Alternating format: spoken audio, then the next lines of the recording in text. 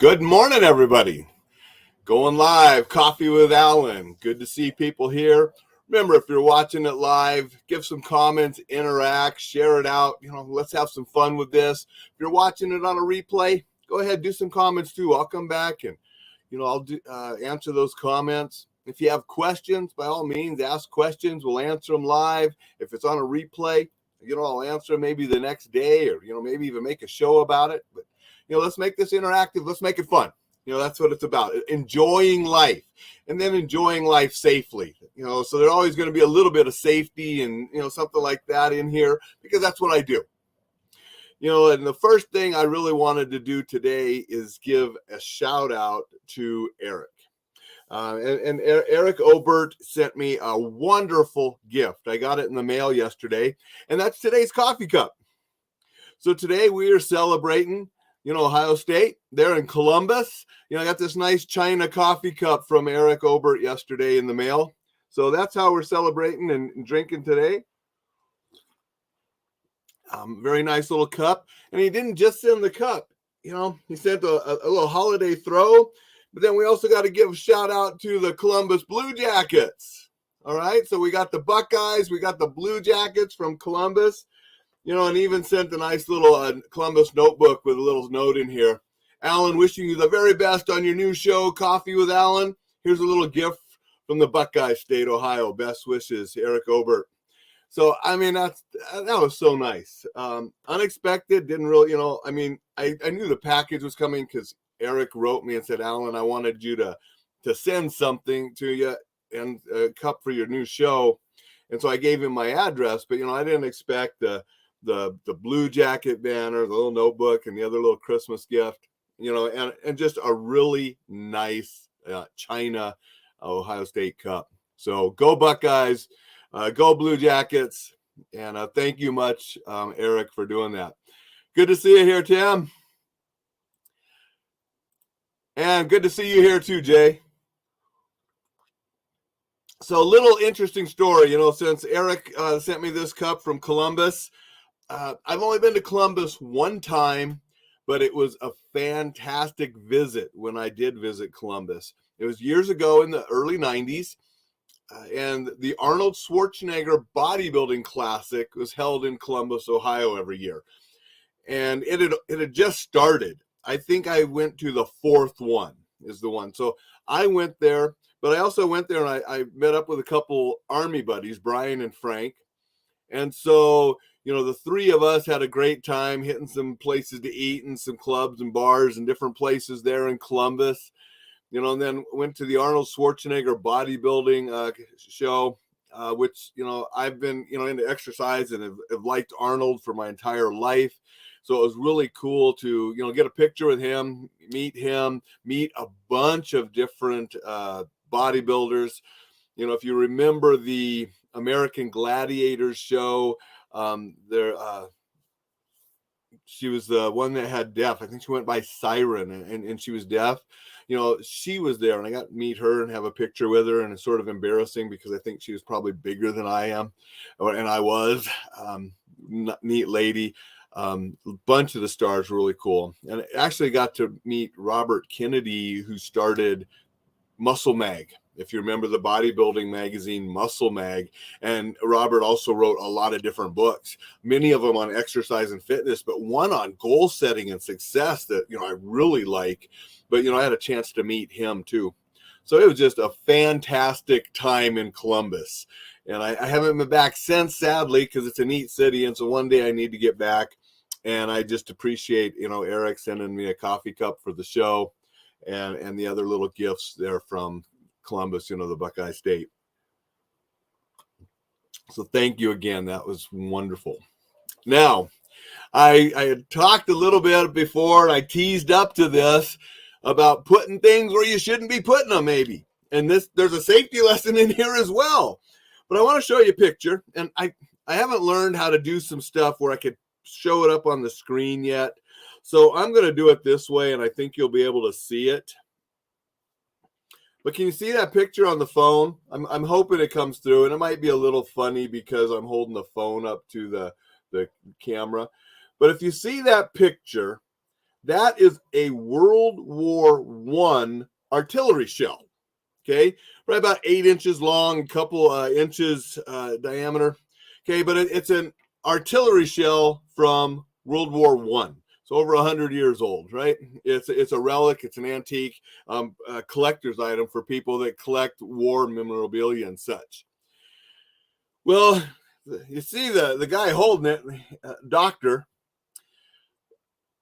an 80-some-year-old man in France decided to place that artillery shell in a place that probably didn't belong. Now, far from me to tell people what to do and how to enjoy life in their own bedrooms, none of my business.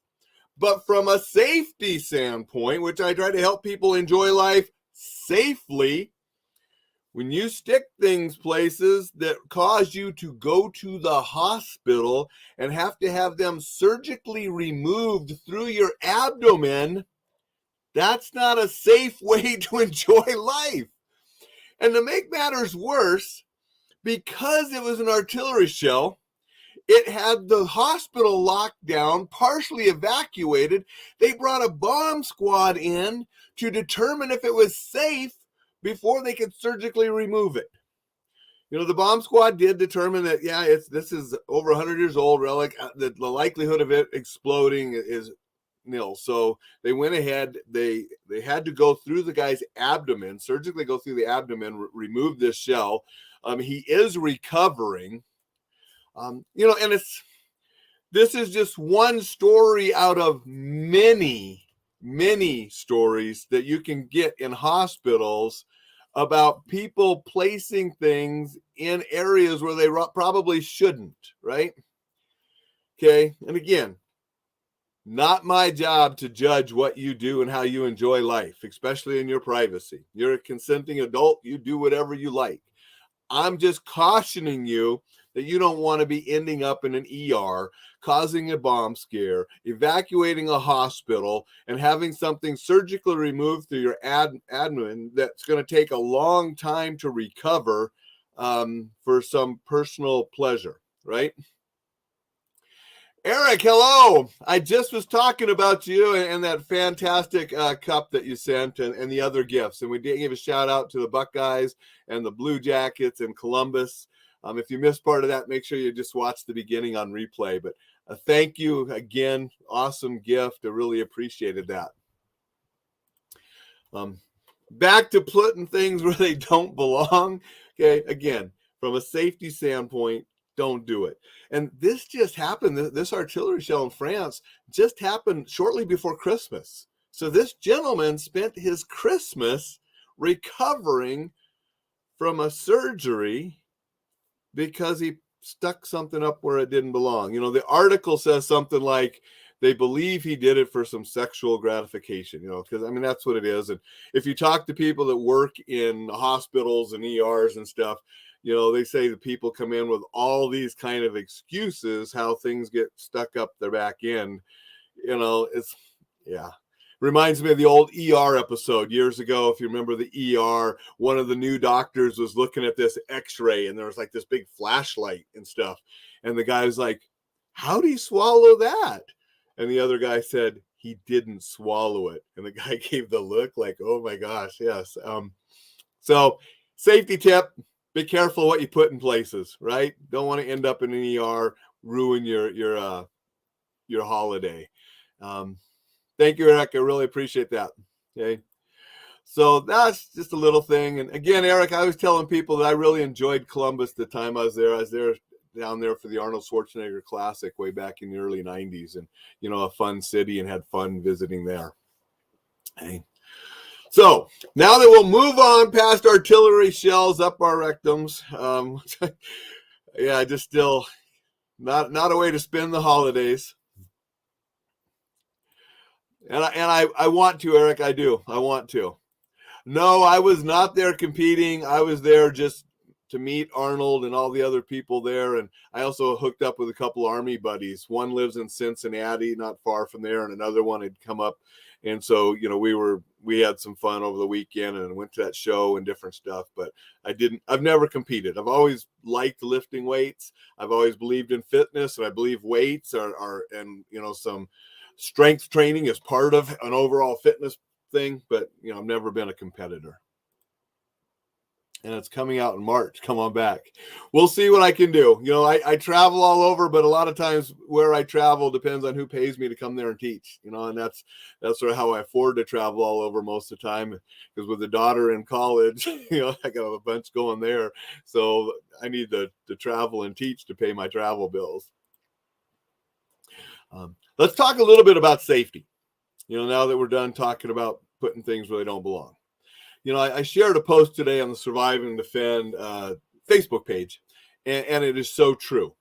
We have to pay attention to our intuition, our gut feeling, because we feel things and we know something's not right.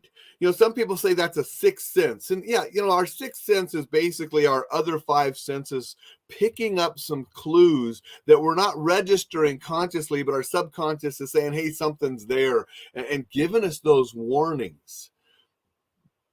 Eric says gut. Yep. Our gut feelings, we got to pay attention to them. Paying attention to your intuition can bring good things into your life. It can also save your life. So many times, police officers and detectives and, federal investigators are talking to victims, and they say things like, I had a feeling something was wrong. I had a feeling something wasn't right. I had this feeling about him. You have to pay attention to those feelings. Gavin DeBecker wrote a book back in the 90s, The Gift of Fear. Great book. I've endorsed it and recommended it to many people throughout the years. It's especially written aimed at ladies, and especially in different situations where they're with partners or others that, not good people. And you got to listen to that gut feeling. You got to listen to that intuition, and you must take action on it and do something to keep you safe. Get out of those kind of relationships. And Steven says, Alan, yeah, people do stick things. Yep, they do. Way more than you think. And intuition is God, as Eric says.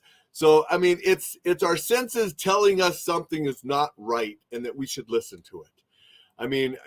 Whatever you believe it is or how it is, we have it. Some people have it more than others because they listen to it and apply it. You can actually develop your intuition by paying attention more closely and use that gut feeling for good things and to keep you out of danger. So, like I said, Gavin wrote that book, Gift of Fear, and that was one of the best things I think in that book is the messages on paying attention to your intuition. We have fear for a reason. So I don't want people being crippled by fear. I don't want people paralyzed and not being able to act because of fear. And that's why in my classes and stuff, we teach things to get through fear, breathing techniques and other things, having plans and stuff to help us so we're not paralyzed. But we want to use that fear. Just like Gavin DeBecker said, it's a gift. We have that intuition. We have those feelings. Pay attention to them. Okay. So train yourself to listen to your intuition and take appropriate actions when you have those feelings. Now, will they always be 100% right? No. And that's okay. Because as long as you're taking the actions to keep yourself safe and you're 100% of the time safe, even if it wasn't a threat and you're safe, that's okay. The bad thing is when you don't pay attention, it is a threat and something terrible happens. And then you're telling an officer or a detective or somebody, I had this feeling, if you're still alive to even tell that officer or investigator that you had that feeling. So we have to pay attention. And Eric says, fear is a different form of excitement. Use it. Exactly. I had a buddy years ago in the military, and, he said if it wasn't scary, it wasn't fun, so we got to use that fear. Fear of taking chances sometimes holds people back from great success. Okay. So it's not just fear of danger, but we need to be comfortable with our fear of other things. Is it Susan Jaffries that wrote the book, Feel the Fear and Do It Anyway?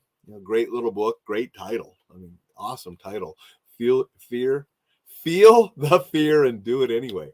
And she's talking more about things like that business you want to start, but you're afraid of starting it. That new thing that you want to pursue, that goal that you want to pursue, and you don't start it because you're afraid. You're afraid of failure, you're afraid of success, you're afraid of people ridiculing you or whatever it is.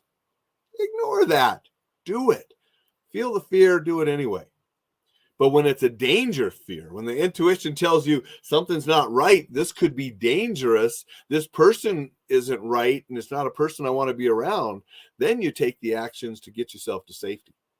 So you have to be able to recognize what's causing the fear, paying attention to that intuition, and then take the appropriate measures to go forward. If it's starting a business, you get the education so you can start that business successful. Don't do it all by yourself. There's resources out there to help you. If it's this keeping safe, you don't have to do that by yourself either. I'm here, and there are other great instructors and authors out there as well, that we are here to help you learn and take steps to keep yourself safe and know what to do in some of those situations. So that's a little safety tip. A little success tip is paying attention to our intuition. We've gone a little over 15 minutes. I try to make these 15 to 20 minutes every day because I don't want to take everybody's time. I want you to get out there and make great things happen and do it safely. So one last time, I'm going to say, go Buckeyes. Thank you, Eric, for the mug and the other stuff. And everybody have a fantastic day.